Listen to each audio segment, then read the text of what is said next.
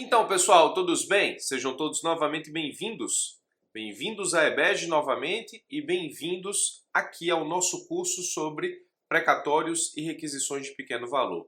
Esse curso tem por objetivo esgotar tudo o que existe em termos de lei, doutrina e jurisprudência acerca do sistema constitucional de precatórios, para que você possa não somente conhecer o tema na sua completude, como também enfrentar provas, seja da advocacia pública, seja provas de concurso em geral. Nós vamos estudar o sistema constitucional de precatórios desde o momento em o que se entende por sistema constitucional de precatórios e sua aplicabilidade, ou seja, por que ele existe e por que se aplica, até efetivamente as últimas alterações desse sistema por meio de emendas constitucionais, bem como efetivamente as decisões jurisprudenciais mais importantes que envolvam a forma pela qual a Fazenda Pública liquida suas contas decorrentes de decisões judiciais transitadas em julgado.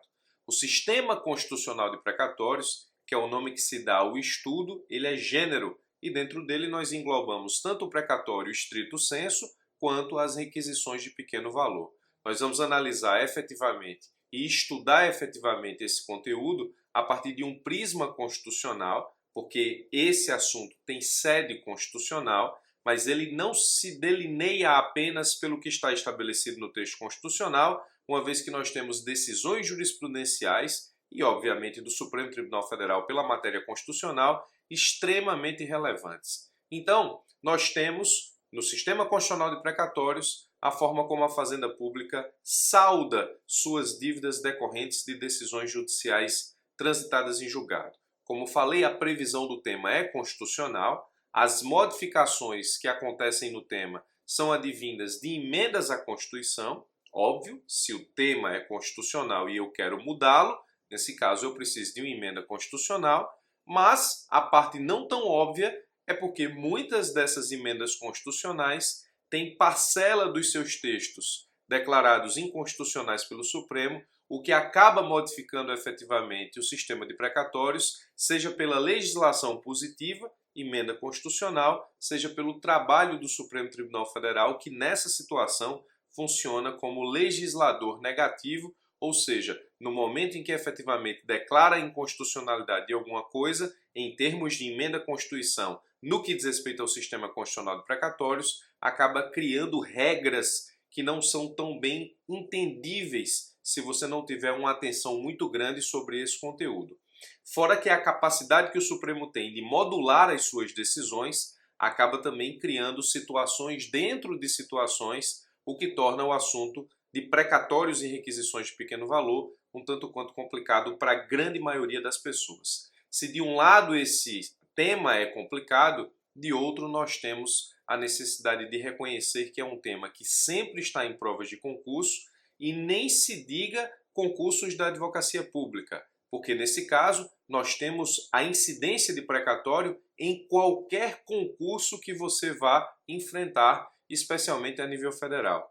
E, se você estiver falando de concursos da advocacia pública, a coisa ainda é mais complicada, porque como atinge diretamente o poder público e como é tema específico da Fazenda, precatório e requisição de pequeno valor são temas extremamente relevantes para todo aquele que pretende se tornar procurador. Então, você precisa estudar a Constituição Federal em termos de precatórios e RPV, precisa estudar as modificações ocorridas por emendas constitucionais e você precisa sempre colar a esse entendimento tudo o que o Supremo entende acerca de decisões que envolvam a constitucionalidade dessas emendas constitucionais. Então eu coloco aqui, a importância da jurisprudência para o nosso estudo é fundamental. Só para te dar um exemplo muito prático, você não tem como estudar a Emenda Constitucional 62, conhecida como Emenda do Calote, sem estudar a DI 4357 no Supremo Tribunal Federal, cujos efeitos da modulação da declaração de inconstitucionalidade ainda estão sendo discutidas pela Suprema Corte. Não tem como estudar a Emenda Constitucional 94 sem estudar a DI 5679, pendente de julgamento no Supremo Tribunal Federal, mas cujas discussões já caem nos concursos, de forma que você tem que saber, inclusive, o que se está questionando no Supremo antes mesmo do Supremo chegar a alguma conclusão específica. Então, falei da importância do tema para os concursos da Fazenda Pública, especialmente, mas não somente para esses concursos, porque precatório e requisição de pequeno valor é assunto que cai em todo e qualquer concurso que você possa imaginar. Se você está aqui no campus da escola, se você já investiu parcela do seu dinheiro nesse curso, você já deve pelo menos ter passado pela apresentação do curso e pelo menos deve ter visto a forma como eu vou conduzir as aulas do curso. O esqueleto do curso, ele tem essa disposição. Nós vamos estudar o sistema constitucional de precatórios. Para isso nós vamos ter que estudar a matriz constitucional, e a matriz constitucional parte do sistema constitucional de precatórios que foi pensado no texto constitucional original, em grande parte das vezes. Vamos ter que estudar 3 emendas constitucionais, a 62 de 2009, a 94 de 2016, a 99 de 2017. Vamos ter que passear pela ADI 4357 do Supremo, topicamente, estabelecendo exatamente qual foi aquilo que a ação direta de inconstitucionalidade estabeleceu enquanto mudança daquilo que fez previsão a emenda constitucional 62 de 2009, e vamos ter que navegar tudo isso pela jurisprudência. Então é importante estabelecer uma conexão muito umbilical entre texto constitucional, alterações decorrentes de emendas à Constituição e jurisprudência do Supremo Tribunal Federal em correlação. Então preste bastante atenção. Nós temos, portanto, a importância do sistema constitucional de precatórios para poder enfrentar provas de concurso. E aqui eu te deixo uma dica muito importante, que é basicamente a seguinte: como o precatório é um assunto um tanto quanto difícil e até um pouco chato para a grande maioria das pessoas, eu particularmente não acho, mas entendo quem ache, isso acaba sendo negligenciado por muita gente.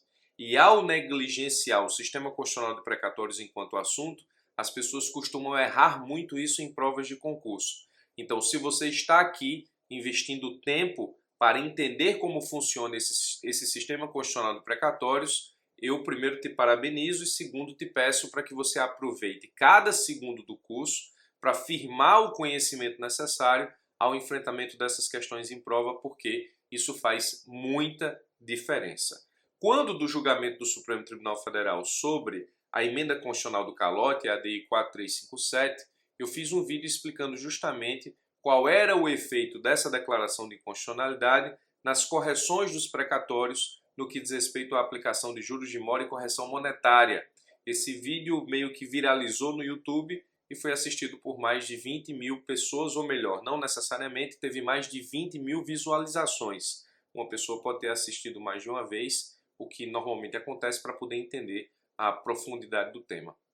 Mas isso demonstra o quê? Demonstra que as pessoas procuram o tema porque não o conhecem muito. E saber sobre precatórios e requisições de pequeno valor vai te dar um diferencial grande no que diz respeito aos concursos de advocacia pública. Eu espero que a gente possa levar esse curso a bom termo e finalizarmos o curso tratando efetivamente de tudo o que é possível saber sobre precatório e requisições de pequeno valor na sua matriz constitucional, no estudo das emendas constitucionais, passeando pela ADI 4357, ainda tem um ADI no futuro que muito provavelmente trará muita coisa a ser estudada, que é a ADI 5679, navegando pela jurisprudência do STF principalmente, embora nós tenhamos algumas coisas do STJ também para tratar, para entendermos como funciona precatórios e RPV na sua completude no ordenamento jurídico brasileiro.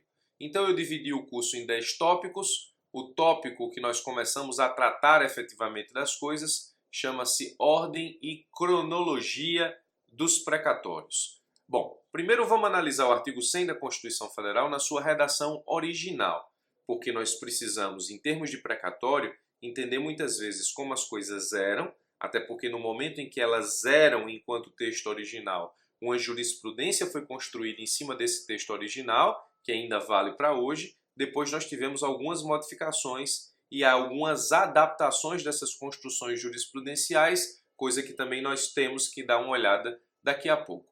Então o artigo 100, na forma que aqui está estabelecido, está na redação original da Constituição Federal, não a redação atual, que sofreu nesse caso por emendas constitucionais. Mas na redação atual dizia o seguinte, à exceção dos créditos de natureza alimentícia, os pagamentos devidos pela Fazenda Federal, Estadual e Municipal, então aqui você envolve todo o poder público, em virtude de sentença judiciária, far-se-ão exclusivamente na ordem cronológica de apresentação dos precatórios e à conta dos créditos respectivos. Proibida a designação de casos ou de pessoas nas dotações orçamentárias e nos créditos adicionais abertos para esse fim. Você tem que entender, antes de tudo, que o sistema constitucional de precatórios, na verdade, é a formulação de uma lista ordenada de credores para que o Estado, Estado-gênero, União, Estados e municípios se organizem orçamentariamente para que possam liquidar, saldar, pagar as contas decorrentes de sentenças judiciais transitadas em julgado. O Estado ele até tem meios de fazer uma projeção do quanto ele deve ou vai dever em relação de sentenças judiciais que estão por vir, que já transitaram em julgado, fazendo uma prospecção daquilo que ele deve hoje e daquilo que ele vai dever no futuro. Mas a verdade é que isso é um cálculo muito difícil. E aí o legislador constituinte originário estabeleceu o sistema constitucional de precatórios no seguinte sentido. No momento em que você tiver uma sentença judicial transitada em julgado, você vai expedir um precatório e esses precatórios expedidos eles vão ser estabelecidos a partir de uma ordem, por isso que nós falamos de ordem de precatório, para que o Estado-gênero, os pague à medida que se organize orçamentariamente para que se pague.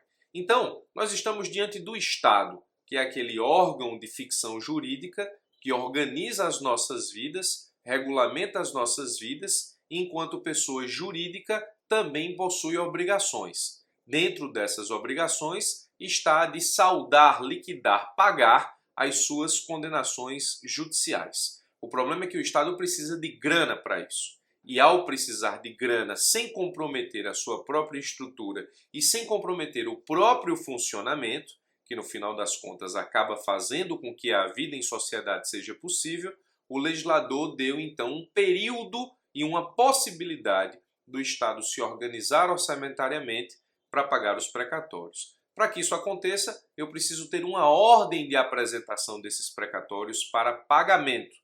É isso que o artigo 10 estabelece. Mas ao estabelecer, ele diz, à exceção dos créditos de natureza alimentícia. Então, a partir dessa ordem cronológica, você tem, da leitura do artigo 100 na sua redação original, o estabelecimento de duas situações.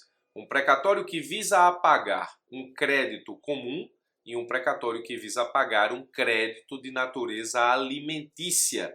Você passa a ter essa seguinte situação. No sistema original, você tem uma lista de apresentação de precatórios que não é uma lista de créditos alimentícios, que eu coloquei aqui como lista comum, e você tem uma lista de pagamento de precatórios que decorrem de créditos alimentícios, e aí você tem o que se chama de prioridade constitucional, justamente porque o artigo 100 estabeleceu a exceção dos créditos de natureza alimentícia e criou uma ordem geral, e os créditos de natureza alimentícia possuem uma ordem especial. Em cima desse contexto, STJ e STF possuem duas súmulas, um cada, dizendo o seguinte, súmula 144 STJ. Os créditos de natureza alimentícia gozam de preferência, desvinculados os precatórios da ordem cronológica dos créditos de natureza diversa. O STJ já disse que há, portanto, uma lista comum e uma lista alimentícia, e sobre ela recai-se uma prioridade constitucional. O Supremo, na súmula 655, disse o seguinte: a exceção prevista no artigo 100 caput da Constituição, em favor dos créditos de natureza alimentícia, aqui é na redação original, não dispensa a expedição de precatório, limitando-se a isentá-los da observância da ordem cronológica dos pagamentos decorrentes de condenações de outra natureza.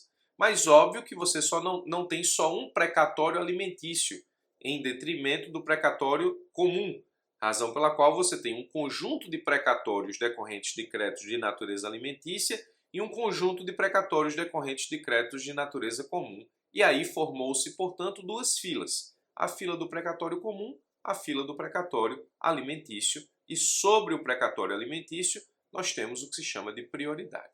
Muito bem, essa foi a redação original, apenas para nos dar a ideia de que os precatórios são pagos a partir de um critério de natureza do crédito. Natureza alimentícia, prioridade. natureza comum não tem prioridade. É isso que nós entendemos até agora. Ocorre que esse artigo 100 ele sofreu alterações decorrentes tanto da Emenda Constitucional 62 quanto da Emenda Constitucional 94. Atualmente, esse artigo 100 e seus parágrafos, que nós vamos dissecá-los todos, estão assim redigidos. Os pagamentos devidos pelas fazendas públicas federal, estadual, distrital e municipal, em virtude de sentença judiciária, far-se-ão exclusivamente na ordem cronológica de apresentação dos precatórios e à conta dos respectivos créditos, proibida a designação de casos ou de pessoas nas dotações orçamentárias e nos créditos adicionais abertos para esse fim. Proibida a designação de casos ou de pessoas. Então, o precatório ele vai estabelecer uma lista de prioridade em relação a uma situação de outra, apenas no que diz respeito à natureza do crédito, proibida a designação de casos ou de pessoas. É a natureza do crédito que gerou a expedição do precatório que define para qual lista ele vai ser apresentado, para que ele respeite a ordem cronológica de apresentação para pagamento da respectiva lista. Se você não entendeu, não desista ainda, fica aqui que eu vou explicar isso daqui a pouco. O parágrafo primeiro diz o seguinte, os débitos de natureza alimentícia compreendem aqueles decorrentes de salários, vencimentos, proventos, pensões e suas complementações, benefícios previdenciários e indenizações por morte ou invalidez, fundadas em responsabilidade civil, em virtude de sentença judicial transitada em julgado, e serão pagos com preferência sobre todos os demais débitos, exceto aqueles oriundos do parágrafo 2º deste artigo. Então, nós temos os débitos de natureza alimentícia e aqui, pelo parágrafo 1º do artigo 100, nós temos uma redação parecida com aquele que previa, na redação original, o artigo 100 da Constituição, que estabelecia uma ordem normal, com exceção dos créditos de natureza alimentícia. Aqui a redação mudou um pouco. Ele estabelece os débitos de natureza alimentícia com uma prioridade, com exceção do parágrafo 2º, portanto, vamos ao parágrafo 2º.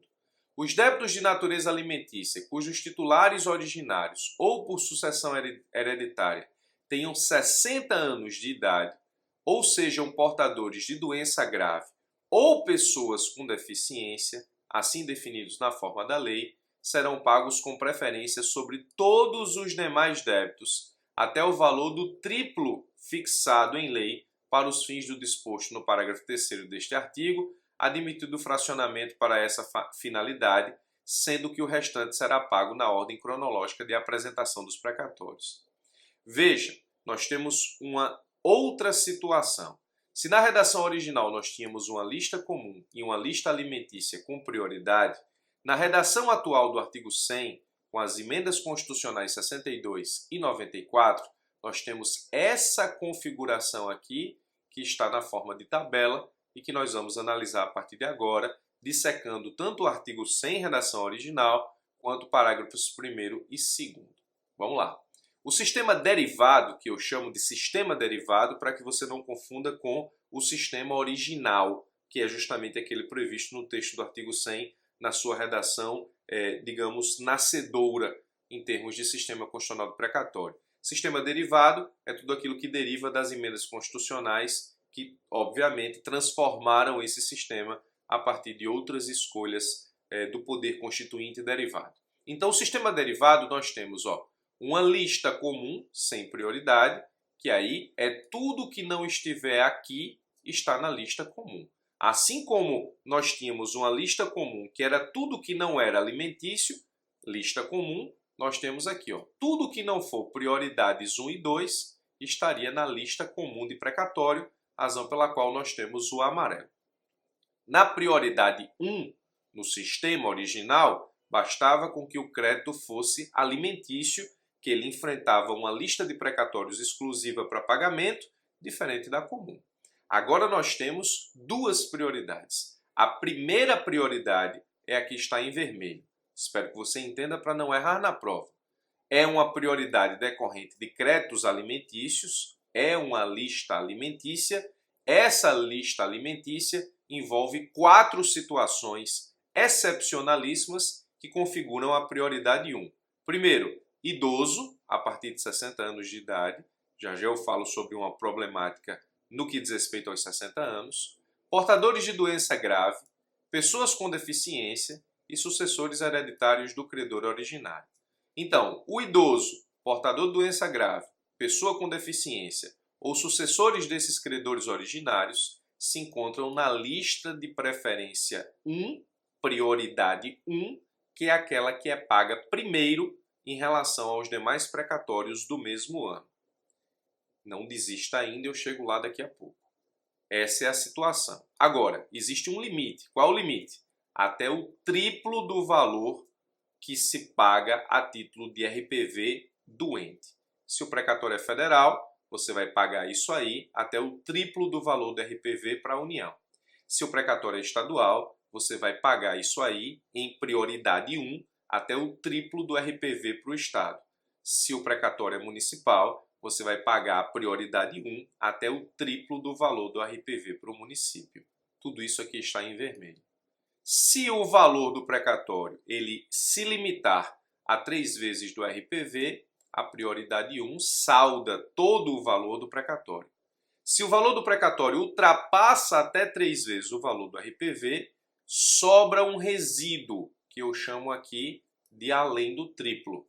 Como nós temos um crédito alimentício, esse além do triplo vai para a prioridade 2. E nesse caso específico, essa prioridade 2 será composta por todos os créditos alimentícios que não estejam com essa prioridade aqui, dos 4 pontos, além do resíduo que saiu do além do triplo da prioridade 1.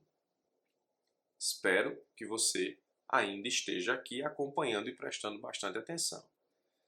Preste atenção nessa tabela, porque com ela você não tem como errar.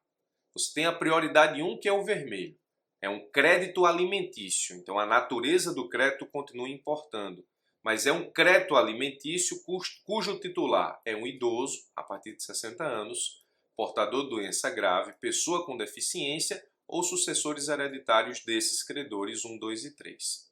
Isso se paga primeiro até o triplo do RPV doente. Se o precatório é igual ou inferior ao triplo do RPV doente, a coisa morre aqui, ó. Tudo bem.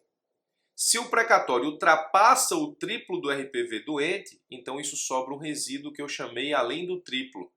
Esse resíduo que eu chamei além do triplo tem que ser pago, mas ele é pago na lista de prioridade 2, que seria, portanto, uma lista alimentícia comum. Que lista alimentícia comum é essa, professor? É a lista de créditos, nesse caso, alimentícios, ou créditos decorrentes, nesse caso, de natureza alimentar, que não tenha como credor nenhuma dessas 4 situações. Primeiro você paga essa, até o triplo do RPV, se saldar tudo, morre aí. Se tiver o resíduo além do triplo, ele vem para o azul, que é a prioridade 2, lista alimentícia comum. E, tirando essas 2 situações, se o crédito não tiver natureza alimentar, você entra para a lista comum de expedição de precatórios, que é sem prioridade. Essa é a situação hoje que nós temos, a partir do que originariamente estabeleceu a Constituição Federal acerca da ordem cronológica de precatórios, a formação de ordem de pagamentos, com aquilo que adveio das emendas constitucionais 62 e 94. Primeiro, nós temos um problema aqui a tratar que cai em concurso algumas vezes, que diz respeito ao problema dos 60 anos.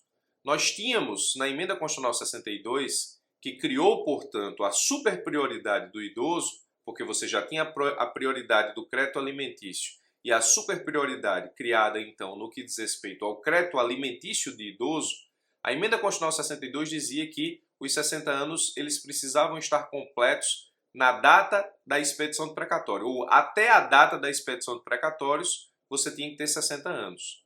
O Supremo Tribunal Federal, na ADI 4357, a ação direta de inconstitucionalidade que nós vamos discutir muito ainda aqui, declarou inconstitucional essa ideia de que os 60 anos precisavam estar completos até a data de expedição do precatório, para abranger todas as pessoas que fizessem 60 anos na pendência do pagamento do precatório.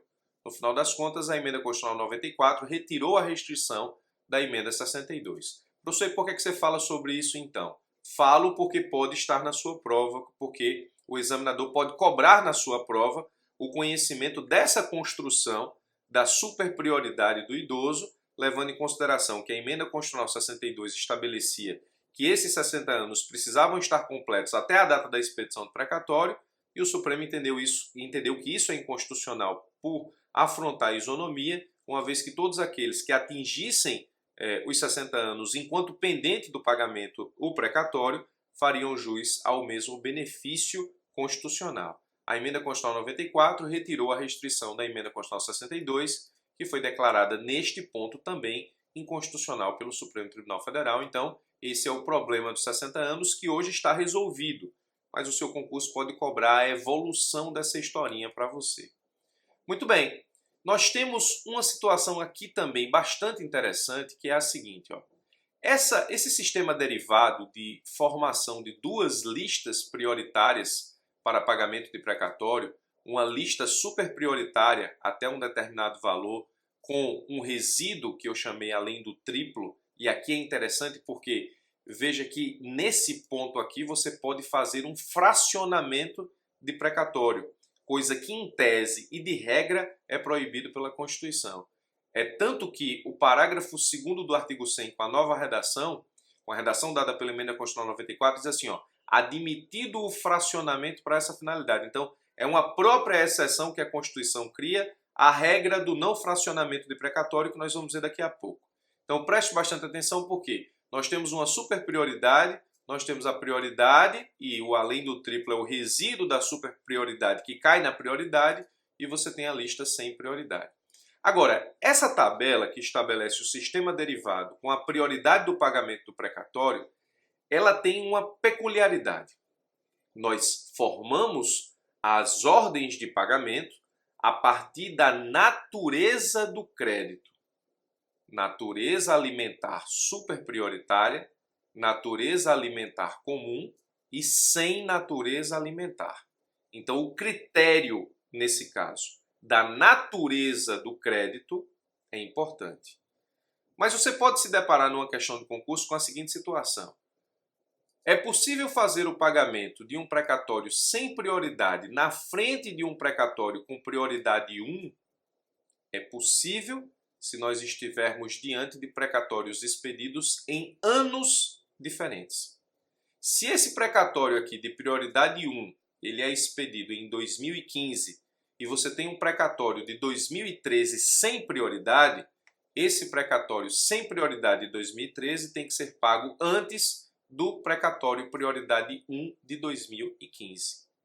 Professor, o que você está querendo dizer com isso? Eu estou querendo dizer o seguinte, ó, a limitação da ordem cronológica é estabelecida pelo vencimento do precatório. Ou melhor, que o critério temporal precede ao critério de natureza. Você viu que para a formação da tabela, nós levamos em conta a natureza do crédito que gerou o precatório. E nesse caso, nós temos o estabelecimento de uma superprioridade, de uma prioridade e da lista comum. Mas o critério temporal, que diz respeito à expedição do precatório em relação ao seu vencimento, é estabelecido a partir, então, de uma situação que antecede a natureza do crédito do precatório. O STJ tem uma jurisprudência que explica isso quase que de forma professoral. O STJ diz o seguinte, ó, constitucional, recurso em mandado de segurança, precatórios de naturezas diversas, naturezas quanto ao crédito, pagamento de precatório comum antes de precatório alimentar, isso parece desdizer tudo o que eu lhe disse até agora, vencimento anterior do precatório comum, em ocorrência da quebra da ordem de preferência, recurso não provido. Olha o que o STJ diz, ó. A ordem cronológica deve ser averiguada dentro de cada uma das classes de precatórios. Comum alimentar. Exatamente o que nós fizemos, né? Ou seja, crédito alimentar superprioritário, crédito alimentar prioritário, crédito não alimentar comum. o pagamento de precatório comum antes do de natureza alimentar não representa quebra na ordem de preferência constitucionalmente estabelecida quando tem vencimentos distintos. O STJ está dizendo que o critério temporal vem antes da natureza do crédito. Hipóteses em que o precatório comum está datado de 2003 e o alimentar 2005. Então, você tem um precatório comum datado de 2003, que tem vencimento de pagamento antecipado em relação ao alimentar de 2005, que tem vencimento de pagamento em data posterior. Se não houve preterição no pagamento, não se pode falar de sequestro de recursos públicos para pagamento coercitivo, que é a penalidade imposta ao poder público no momento em que ele quebra a ordem de pagamento de precatórios. Então, o critério temporal precede a natureza. Então, você tem que fazer essa conta aqui, ó, esse sistema derivado, essa superprioridade, essa prioridade e esse sem prioridade dentro do mesmo vencimento. Então, digamos, para os precatórios expedidos em 2015, prioridade 1, prioridade 2, sem prioridade. Para precatórios expedidos em 2016, prioridade 1, prioridade 2, sem prioridade. Para precatórios expedidos em anos distintos, essa situação de prioridade não prevalece, o que vai prevalecer é aquele com o vencimento antecipado em relação ao vencimento do precatório posterior, sem se levar em conta o critério natureza do crédito. Então, essa forma de pagamento dos precatórios, elas valem para precatórios expedidos dentro do mesmo ano e que, portanto, possuem o mesmo vencimento. Quando eu falo mesmo ano, obrigatoriamente eu estou falando do vencimento em relação à apresentação de precatório, levando em consideração a data limite de expedição do precatório para pagamento até o final do exercício financeiro seguinte, que é 1º de julho. Então, quando eu falo mesmo ano, entenda, o precatório que está sujeito ao mesmo vencimento. Se um precatório foi expedido em janeiro, ele tem vencimento, nesse caso, até o final do exercício financeiro seguinte. Se o precatório foi expedido em agosto do mesmo ano, ele tem, nesse caso, o vencimento até o final do exercício financeiro do ano seguinte, porque é como se ele tivesse sido apresentado até 1º de julho do exercício financeiro do próximo ano. Então, na verdade, você precisa analisar a possibilidade de pagamento de precatórios a partir da natureza, levando em consideração precatórios com o mesmo vencimento. Ou seja, os vencimentos dos precatórios são até o final do exercício financeiro do ano subsequente, caso ele tenha sido apresentado até 1º de julho do ano anterior. Então, precatórios com o mesmo vencimento se sujeitam a prioridades estabelecidas de acordo com essa tabela. Precatórios sujeitos a vencimentos distintos, você, nesse caso, precisa fazer com que o critério temporal ele seja analisado de forma prévia à natureza alimentar ou não do precatório. Vale a pena ler de novo. A ordem cronológica deve ser averiguada dentro de cada uma das classes de precatório, comum alimentar. O pagamento de precatório comum antes do de natureza alimentar não representa quebra da ordem de preferência constitucionalmente estabelecida quando tem vencimentos distintos. Aí ele diz uma hipótese, hipótese em que o precatório comum está datado de 2003 e o precatório alimentar de 2015. O precatório comum, nesse caso, tem vencimento anterior ao precatório alimentar, razão pela qual ele deve ser pago primeiro. Se não houver preterição no pagamento, não se pode falar em sequestro de recursos públicos para pagamento coercitivo. Haverá um momento em que nós vamos estudar somente essa penalidade, que é o sequestro de verba pública para pagamento de precatório, quando ficar demonstrada a quebra da ordem de precatórios por parte do poder público. Muito bem, nós vimos, portanto, que uma das coisas mais importantes quando se estuda precatório é identificar a natureza do crédito. Se a natureza for comum, nós temos um precatório que não se sujeita a nenhum tipo de prioridade. Se a natureza for alimentar, para dentro do mesmo lapso de vencimento temporal, nós temos um precatório que se sujeita, nesse caso, a uma prioridade ou uma superprioridade nos termos do que nós vimos lá em cima. O parágrafo 1º do artigo 100, que nós já lemos, estabelece justamente quais são os precatórios de natureza alimentar que a Constituição enumera. Os débitos de natureza alimentícia compreendem aqueles decorrentes de salários, vencimentos, proventos, pensões e suas complementações, benefícios previdenciários e indenizações por morte ou invalidez fundadas em responsabilidade civil, em virtude de sentença judicial transitada em julgado, esse é o requisito principal, e serão pagos com preferência sobre todos os demais débitos, exceto sobre aqueles referidos no parágrafo 2º deste artigo, que é justamente quando se trata da superpreferência. O que nos importa agora, no que diz respeito à natureza do crédito, é identificar quais são os débitos da fazenda que possuem natureza alimentar, ou créditos daquele que tem a titularidade do precatório, que tem natureza alimentar. Uma das grandes dúvidas da jurisprudência, da doutrina, quando esse parágrafo 1º possuiu essa redação a partir da emenda 62 de 2009, era se esse rol aqui, que foi trazido pelo parágrafo 1º, era um rol taxativo ou um rol exemplificativo. O que se discutiu muito é, esses créditos alimentares estabelecidos no parágrafo 1º do artigo 100 da Constituição Federal, com a emenda 62 de 2009, esse rol ele é taxativo, ou seja, só é natureza ou só tem natureza alimentar o que ali está estabelecido, ou ele é exemplificativo.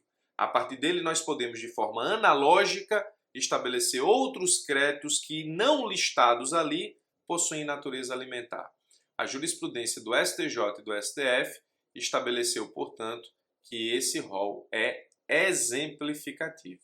Isso cai em concurso. Então, tanto o STJ quanto o STF entendem que o rol do parágrafo 1º do artigo 100, com a redação que lhe deu a emenda constitucional 62, é um rol exemplificativo e o que vai definir, nesse caso, se o crédito é não alimentar é não somente a Constituição com as hipóteses que ela listou, mas todo o ordenamento jurídico acerca da natureza da verba envolvida.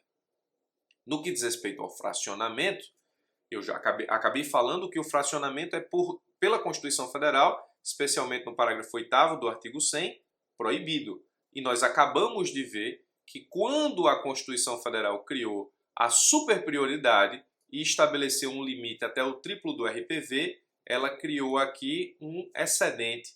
Esse excedente gera um fracionamento admitido pela própria Constituição.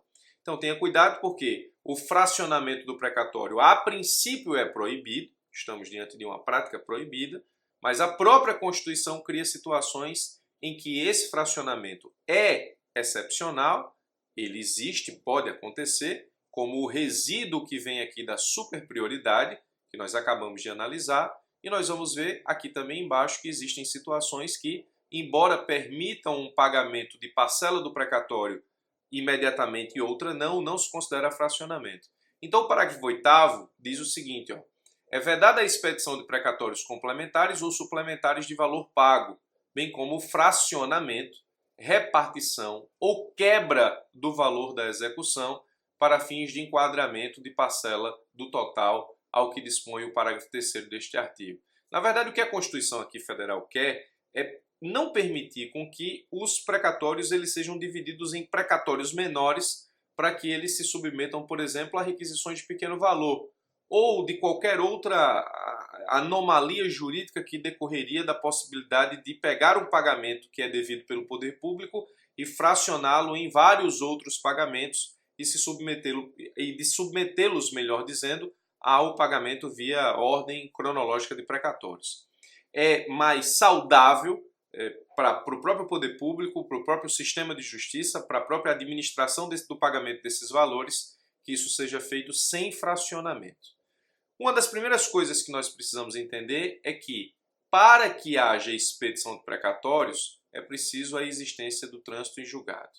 Então você poderia dizer assim, professor, então fica fácil, porque se eu preciso do trânsito em julgado para expedir o precatório, eu não corro o risco de, dentro de um processo, ter o pagamento de um valor via precatório e ainda ter um saldo de outro valor a pagar. Não, não é isso. Não acontece assim, especialmente porque depois de um tempo, a ciência processual civil brasileira entendeu que é possível haver trânsito em julgado de determinada decisão judicial dentro de um processo que, nesse caso, traga coisa julgada para determinada parcela do que se discute, enquanto que outra parcela continua em plena discussão. Nesse caso, nós estaríamos a falar de trânsitos em julgado de capítulos de decisões judiciais, coisa que é amplamente admitida pela ciência processual brasileira no momento. No que diz respeito à fazenda pública, você tem uma situação extremamente interessante atinente a essa possibilidade, que é o que se chama de precatório do incontroverso. Eu me lembro muito bem que quando eu cheguei na advocacia pública, esse era um dos temas mais interessantes acerca da atuação, da nossa atuação diária na qualidade de advogado público, porque naquela época nós defendíamos com unhas e dentes que o incontroverso não transitava em julgado para fins de expedição do precatório. Deixa eu te explicar isso melhor. Na época era execução, embargos e execução. Hoje é cumprimento de sentença. Vamos lá. Imagine, por exemplo, que você tem uma sentença condenatória contra o poder público no valor de 3 milhões de reais, sujeita, portanto, a precatório. E aí, desses 3 milhões de reais, quando você inicia o cumprimento, a Fazenda vai lá e diz assim, não, a Fazenda só deve, nesse caso específico, 2 milhões. Esse 1 milhão aqui, a mais dos 3, está errado. Quando a Fazenda Pública estabelece que é devedora de 2 milhões, você há de concordar comigo que dos 3 milhões pedidos, 2 milhões é o que se chama de parcela incontroversa. O autor, no caso exequente, que iniciou o cumprimento, pediu 3 milhões, a Fazenda diz que concorda com 2 milhões, mas discorda do milhão a mais.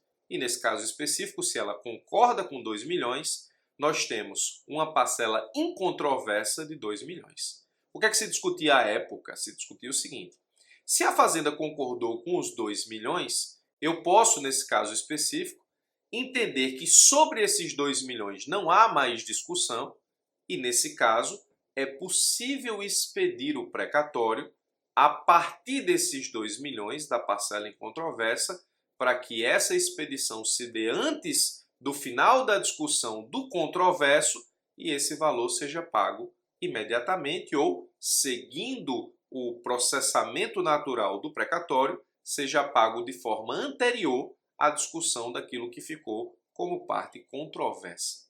Se nós temos a possibilidade de ter trânsito em julgado de sentenças em momentos distintos, gerando, portanto, o cumprimento de determinadas situações antes de outra, na própria execução, no próprio cumprimento de sentença, você pode estabelecer uma parcela incontroversa e a expedição dessa parcela incontroversa antes do final da discussão da parcela controversa. Interessante que a jurisprudência se sedimentou no sentido de entender que a parcela incontroversa pode gerar um precatório específico, enquanto você fica para discutir a outra parcela controversa nos autos, desde que, se a soma se sujeita a precatório, os dois pagamentos se deem a título de precatório e não em requisição de pequeno valor, porque seria uma hipótese de fracionamento. Então, o precatório do incontroverso é possível porque a parcela incontroversa pode ter expedição de precatório antes da finalização da discussão da parte controversa. No caso que eu citei de exemplo para os senhores, expede-se precatório de 2 milhões e aquele 1 milhão fica para ser discutido. Desse 1 milhão discutido, pode não sair precatório nenhum, porque pode ser que nesse caso o juiz entenda que a Fazenda Pública tem razão e que ela só realmente deveria 2 milhões. Pode acontecer que nesse precatório surja uma dívida ou estabeleça-se o reconhecimento de uma dívida de 100 mil, 200 mil, 300 mil, dando, portanto, parcial provimento à impugnação da Fazenda. Esse é um ponto importante, não é fracionamento. Outra situação importante é o destaque de honorários contratuais. Isso não é considerado pela jurisprudência como fracionamento de precatório. O destaque dos honorários contratuais acontece da seguinte forma: o advogado ele tem com a parte um contrato para a prestação de serviços de assessoria jurídica e de defesa técnica em processos do contencioso. Tudo bem. No momento em que, por exemplo, a parte é vencedora numa ação, é possível que o advogado da parte peça, quando da expedição do precatório, o destaque do valor do precatório justamente daquilo que ele tem que receber a título de honorários contratuais. Imagine, por exemplo, que um advogado firma com um determinado autor honorários advocatícios no montante de 30% do valor do título, ou seja, do valor da condenação. Se a condenação ela é de R$100.000, o advogado pode pedir, nesse caso, para que o juiz destaque no precatório R$30.000 que ficam separados para o advogado para que ele receba no momento em que o precatório for pago pelo poder público. Jurisprudência não considera isso fracionamento em relação aos honorários contratuais. No que diz respeito aos honorários sucumbenciais, a jurisprudência também já afirmou conhecimento e decisão no sentido de que eles têm vida própria. Acontece da seguinte forma, vamos lá. No momento em que a sentença condena o réu a pagar ao autor determinado valor, esse é o crédito do autor. No momento que a sentença delimita o pagamento por parte do réu de honorários sucumbenciais ao advogado do autor, esse valor é do advogado. São créditos distintos. Em um determinado momento da história processual, isso foi tratado como um crédito só. Atualmente, não. Existe o crédito do autor, existe o crédito do advogado.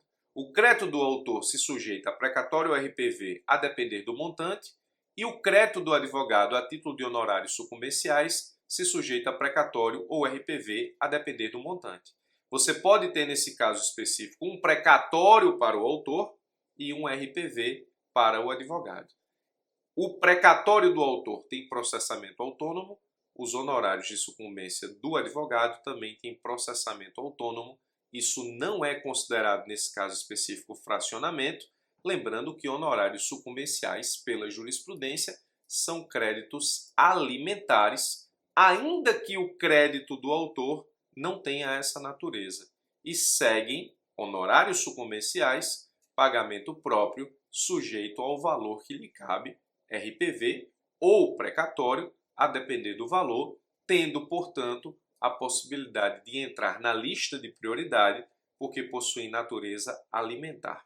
Então, o crédito do autor, se tiver natureza alimentar, nesse caso específico, é tratado de forma isolada como crédito autônomo. O do advogado tem natureza alimentar e é tratado especificamente como crédito autônomo. Ainda que o crédito do autor não tenha natureza alimentar, o crédito do advogado tem natureza alimentar e é tratado como crédito autônomo, sujeitando-se a precatório ou a RPV, de acordo com o montante do seu valor, sem a necessidade de se considerar o somatório do valor do crédito do autor com o crédito do advogado a título de honorários sucumbenciais. Então, nós vimos que a Constituição estabelece uma vedação ao fracionamento e estabeleceu uma hipótese de fracionamento constitucional, admitido o fracionamento. Ela não diz que esse excesso além do triplo não é fracionamento, porque nós vimos aqui que a expedição do incontroverso não é fracionamento, a expedição do precatório do incontroverso não é fracionamento, que o destaque dos honorários contratuais não é fracionamento e que a modificação, nesse caso, o tratamento autônomo, melhor dizendo, dos honorários sucumbenciais em relação ao crédito do autor da ação também não é fracionamento. Nós temos três hipóteses aqui em que nós não estamos diante de um fracionamento. Mas quando você pega aqui o além do triplo como o resíduo que sobra da superprioridade ou da prioridade 1, a Constituição diz admitido o fracionamento. Então, o parágrafo 2º do artigo 100 da Constituição Federal estabelece uma exceção à proibição do artigo 100, parágrafo 8º também da Constituição Federal.